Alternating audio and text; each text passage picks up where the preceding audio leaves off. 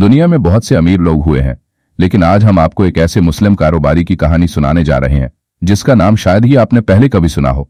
ये शख्स इतना अमीर था कि बिल गेट्स जैसे अरबपति भी इसके सामने मामूली लगते थे।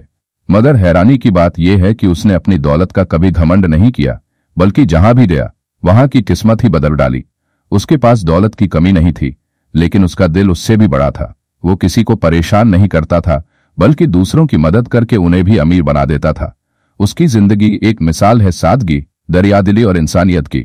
जब आप इसकी पूरी कहानी सुनेंगे तो यकीन आप भी इस शख्स को दिल से सलाम करेंगे और मुसलमान होने पर फख्र महसूस करेंगे। तो चलिए इस हैरान कर देने वाली सच्ची कहानी की शुरुआत करते हैं। क्या आपने कभी सोचा है कि इतिहास का सबसे अमीर इंसान कौन था? बहुत से लोग फौरन कहेंगे एलन मस्क, जेफ बेजोस या बिल गेट्स, लेकिन हकीकत यह है कि इन सबसे कहीं ज्यादा अमीर एक मुसलमान था। एक ऐसा इंसान जिसकी दौलत इतनी ज्यादा थी कि उसे मापा नहीं जा सकता। वो थे माली साम्राज्य के बादशाह मानसा मूसा। मानसा मूसा का नाम सुनते ही पश्चिमी दुनिया आज भी चौंक जाती है, क्योंकि उनकी दौलत इतनी थी कि अगर आज के डॉलर में उसका हिसाब लगाएं तो वो 500 अरब डॉलर से भी ऊपर होगी। लेकिन यह कहानी सिर्फ दौलत की नहीं है, यह कहानी है ईमान की, इस्लामी इंसाफ की, इल्म की और उम्मत के लिए कुर्बानी की। 14वीं सदी का दौर था। यूरोप उस वक्त अंधेरे में था, गरीबी, बीमारी और जहालत से भरा हुआ। लेकिन मुसलमानों की दुनिया एक अलग ही रोशनी में चमक रही थी। बगदाद, दमिश्क, काहिरा और टिम्बकटू जैसे शहर इल्म, तहजीब और तरक्की के मरकज बन चुके थे, और इन्हीं में से एक शहर था माली का टिम्बकटू, जिसे मानसा मूसा ने इस्लामी दुनिया का ताज बना दिया।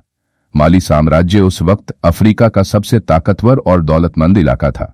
यहां सोना, नमक और हाथी दांत के व्यापार पर मुसलमानों का पूरा कंट्रोल था। दुनिया के कुल सोने का 50% सिर्फ माली से निकलता था, और इस दौलत का मालिक था एक बंदा खुदा जो अपने हर कदम को अल्लाह की राह में खर्च करता था। मानसा मूसा की दौलत बेशुमार थी, लेकिन उससे भी ज्यादा बड़ी बात थी उनका दिल, वो दरियादिली जो आज के अरबपतियों में नहीं मिलती। आज के अमीर लोग अपने पैसे को कंपनियों और शेयरों में लगाते हैं, लेकिन मानसा मूसा के पास असली दौलत थी सोना, जमीनें, इंसाफ और एक नेक नियत। 1224 में जब उन्होंने मक्का की तरफ हज की नियत की तो पूरी दुनिया देखती रह गई। यह कोई मामूली हज यात्रा नहीं थी, यह इस्लामी इतिहास की सबसे आलीशान, सबसे नेक और सबसे असरदार सफर था। तकरीबन 60 लोगों का काफिला, जिसमें 12 से ज्यादा गुलाम थे और हर एक के हाथ में सोने की छड़ें थीं। 80 ऊंट, जिनमें से हर एक पर 130 किलो से ज्यादा सोना लदा हुआ था। रास्ते में मिस्र, काहिरा, मदीना और मक्का, हर जगह उन्होंने गरीबों में सोना बांटा, मस्जिदों का निर्माण करवाया, इल्म फैलाया और इस्लामी तहजीब की मिसाल कायम की। उनकी दरियादिली इतनी ज्यादा थी कि काहिरा में सोने की कीमतें गिर गईं और कई साल तक मिस्र की माली हालत बदल रही। सोचिए, एक मुसलमान बादशाह जिसने अपनी दौलत को अपने लिए नहीं बल्कि उम्मत के लिए, गरीबों के लिए खर्च किया। टिम्बकटू शहर को उन्होंने इस्लामी इल्म का मरकज बना दिया। दुनिया के बेहतरीन इस्लामी आलिम वहां तालीम देने आते थे। सकोरे यूनिवर्सिटी जो उन्होंने बनवाई, उस वक्त पूरी दुनिया की सबसे बड़ी और असरदार यूनिवर्सिटी बन गई। हर कोने से मुसलमान वहां आते कुरान सीखने, हदीस पढ़ने और दुनियावी इल्म में महारत हासिल करने।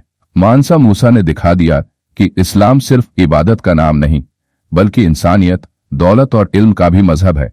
उन्होंने दुनिया को बताया कि मुसलमान सिर्फ नमाज नहीं पढ़ता, बल्कि दुनिया की रहनुमाई भी करता है। उन्होंने दौलत को अपने ऐशो आराम के लिए नहीं, बल्कि इस्लाम को बुलंद करने के लिए इस्तेमाल किया। आज हम अपने बच्चों को सुपर हीरो की कहानियां सुनाते हैं, लेकिन हमारा असली हीरो मानसा मूसा जैसा मुसलमान है, जिसने अपनी ताकत, इल्म और दौलत से पूरी उम्मत को रोशन किया। अगर आज के अरबपति मुसलमान मानसा मूसा की राह पर चलें तो यकीन मानिए इस्लाम फिर से दुनिया में सबसे ऊपर होगा। फिर से मस्जिदें आबाद होंगी, गरीबों का पेट भरेगा और इल्म हर घर में पहुंचेगा। तो चलिए अपने दिल से पूछिए, क्या आप भी मानसा मूसा से कुछ सीख सकते हैं? क्या आप भी अपनी दौलत और ताकत को इस्लाम और इंसानियत के लिए लगाना चाहेंगे? अगर इस कहानी ने आपके दिल को छुआ, अगर मानसा मूसा की मिसाल ने आपको सोचने पर मजबूर कर दिया, तो इस वीडियो को लाइक कीजिए, शेयर कीजिए और चैनल को सब्सक्राइब करके इस्लामी कहानियों को हर दिल तक पहुंचाइए। क्योंकि जब तक मुसलमानों को अपने असली हीरो याद नहीं होंगे, तब तक हम तरक्की नहीं कर सकते।